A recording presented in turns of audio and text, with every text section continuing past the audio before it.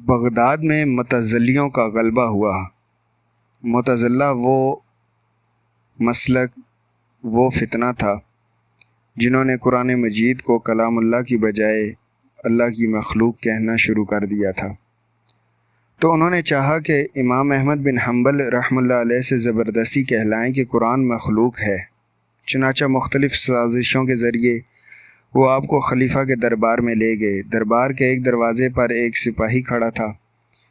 امام احمد بن حنبل رحمہ اللہ علیہ جب اس دروازے سے گزرے تو سپاہی نے کہا، اے امام المسلمین، قرآن کو مخلوق ہرگز نہ کہنا اور مردوں کی طرح رہنا۔ دیکھیے، میں ایک دفعہ چوری کے الزام میں گرفتار ہوا تھا اور 1000 درے مجھ پر پڑے، لیکن میں نے اقرار نہ کیا تھا اور انکار ہی پر ڈٹا رہا۔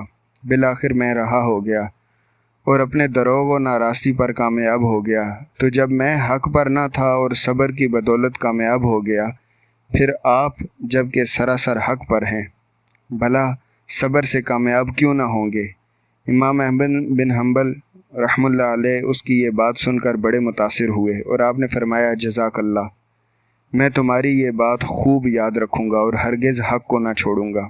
چنانچہ آپ کو دربار میں پیش کیا گیا اور آپ کو مجبور کیا گیا کہ قرآن کو مخلوق کہیں، مگر آپ نے نہ کہا، حتیٰ کہ آپ کو شکنجے میں کسا گیا اور 1000 کوڑے مارے گئے، مگر آپ نے ہر دفعہ یہی کہا کہ قرآن مخلوق نہیں ہے۔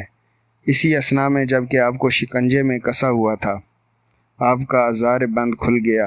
آپ کے دونوں ہاتھ بندھے ہوئے تھے۔ سب نے دیکھا کہ 2 ہاتھ غیب سے ظاہر ہوئے اور انہوں نے آپ کا آزار بند باندھ دیا۔ آپ کی یہ کرامت دے کر آپ کو چھوڑ دیا گیا۔ سبق: امام احمد بن حنبل رحمہ اللہ علیہ امام المسلمین تھے اور حق کے علمبردار تھے۔ دشمنوں نے آپ کو بے حد ستایا اور تکلیفیں دیں، مگر آپ نے صبر و شکر سے کام لیا اور مسلک حق کو نہیں چھوڑا، اور آپ نے قرآن پاک کی عزت کی خاطر اپنی جان پر سختیاں برداشت کیں۔ معلوم ہوا کہ امامان دین کے دلوں میں قرآن اور حدیث کی بڑی وقت اور تعظیم تھی۔